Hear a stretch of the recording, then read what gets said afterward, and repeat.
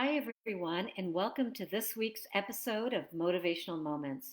It's my pleasure to be with you every week on Wednesdays from 12 to 12:15 to share some ideas and concepts and stories about the things that we are interested in, that we're passionate about, and also topical things like I realized that May is Mental Health Awareness Month. I had no idea.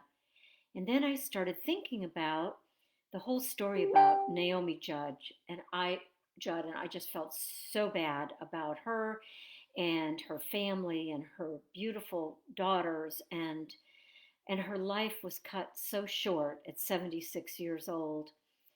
It's such a shame that 1 in 5 people in the United States suffer from some sort of mental illness or mental anxiety, some form of a mental disease that a lot of it can be controlled, a lot of it can be nurtured.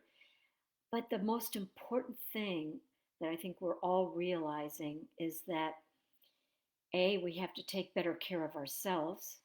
We also have to take better care of other people and notice the signs that may be occurring in someone else's life that we could be more proactive so that it doesn't end up being a suicide like Naomi Judd. Um, and who knows? No one really seems to know how serious it is when someone is depressed or anxious. One of the things that I read online about Naomi was that she had gotten herself in such a deep depression that she literally said that she lived on the couch for 2 years. She had so much difficulty just getting up, getting dressed, taking a shower, doing normal things. So we never know what other people are going through, but if we pay attention and show compassion, I think that the world's going to be in a much better place. I also learned that because May is Mental Illness Awareness Month, that started in, I believe it was 1949 in the United States. And it was formed by it's a Mental Health America organization, according to Wikipedia. And it was very important. Think about that, 1949. It's a long time ago. But even back then, there was such an issue with mental illness. And I remember my mother who suffered with depression most of her life. And the only thing that was recommended to her, she never got therapy. You didn't get therapy back in the day. They were giving people medication, but in that time, it wasn't like necessarily good antidepressants. There were uppers and there were downers. So in the morning, she would take an upper and then she would take a downer or a sleeping pill at night to help her sleep. And then in the meantime, she had such a hard time, keeping her attitude up and keeping her energy up and not having negative thoughts. I worked with her for years, talking about back in the day, still talking about positive affirmations and how to think more positive and how to get rid of negative thoughts. But sometimes that just isn't enough. And people like my mother and other people need therapy and more help. So, what I did learn from doing a little research about this important month and the awareness of mental illness is that there are some steps that we could take on a daily basis that can help each and every one of us overcome some of the anxiety and depression or down moods that we find ourselves in. Number one, of course, is we need a lot of sleep. We definitely need to just chill, turn off the TV, turn off any distractions. And if you can't go to sleep, read a book until you can fall asleep. Listen to an audio book if you don't want to read, but listening to something maybe even positive, a positive story, something motivational, or maybe just something relaxing, or music, chimes, all those kind of things. So do what you can to be able to get a really good night's sleep. And then the next thing would be to try to stay in some sort of routine. If you take a walk in the morning, continue to walk. If you do it at 7 o'clock, try to keep that going at 7 o'clock. It's important for our mind, body, and souls to keep up some sort of routine so that we don't get in a rut and feel like, I need a day on the couch today, or I need a lot longer on the couch today. But I think keeping to a routine really helps.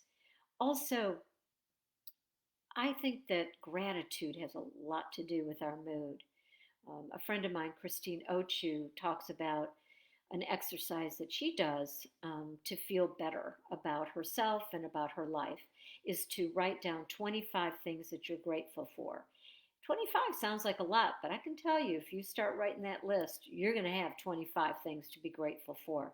Then, after she writes them down, she reads them over and over, and then she reads them out loud. So it's kind of a three-step process, but I think the key is to be sure to show gratitude, to realize gratitude, and then speak it out loud. Speak out loud those things that you're grateful for. Also, seek therapy if you need therapy, and it could be anything. It could be going to a yoga class, going to a psychologist, going to a regular doctor, whatever it's going to take, getting a massage, whatever therapy works for you at the time that you need it. And there's no set rules. There is nobody that can tell you what's right for you. You just have to figure out what's right for you at the time. In fact, I've been working out with a personal trainer the last couple of months. And what he talks about is his theory of adapt and excel. That's the name of his company. And he talks about, mind, body, spirit. And he's all about those three things that you and everybody else needs to have a more balanced life. So in our sessions, there was a time when I just didn't feel like working out. I just didn't have the energy. My mind was racing and I couldn't stop it. So in my session, I said, I think I need a mental health session. He goes, absolutely. So we talked. Well, I kind of talked, and he listened for about 45 minutes. And I'll tell you what, just having somebody that's compassionate um, and understanding, and somebody that knows you and could relate to you, to talk to. And it's funny because somebody that really doesn't know enough about you but knows some about you can give you some objective input and some suggestions that you may or may not have thought of. So that was a great therapy session for me. And then the following week, I went back into my exercise routine. So, whatever it takes, I think it's important to stop and seek help, seek some sort of therapy in your life that's going to make you feel better. It could make you feel better for a minute, it could make you feel better for a week or a month, or who knows. But you got to start somewhere. And I think that really does it as far as the amount of things that we personally can do to improve our anxiety level and depression. But I also think it's important to stay connected to others. With COVID being rampant for the last 2 years, when you think about it, we've been at home more. We've been working remotely. We've been not gathering in groups. We haven't been going to an office. We haven't been socializing. We're just now starting to come out of that. But for 2 years, we've sort of been isolated in many ways and forms of that for everyone. So we got to cut ourselves a break that has been going on for 2 years, and that we are adapting, and now we're adapting to kind of going back to the way things used to be. But in the meantime, I think it's helpful for our mental health and actually for the mental health of others to stay in touch with your family, your good friends, maybe your ideal customers. Just reach out, see how they're doing, start a conversation. You never know where it's going to lead. And with Mother's Day coming up on Sunday, why don't you give a call to your own mother, people that you feel are like a mother, and maybe some of your friends that are mothers or other family members? I think it's a good time to reach out to show that compassion. For me, Stan and I leave tomorrow to go to Washington, D.C. to spend time with our son Connor. And we have reservations for Mother's Day at a really cool restaurant in an old hotel in Washington. I'm very excited about that. Just excited to spend family time and downtime and just quality time.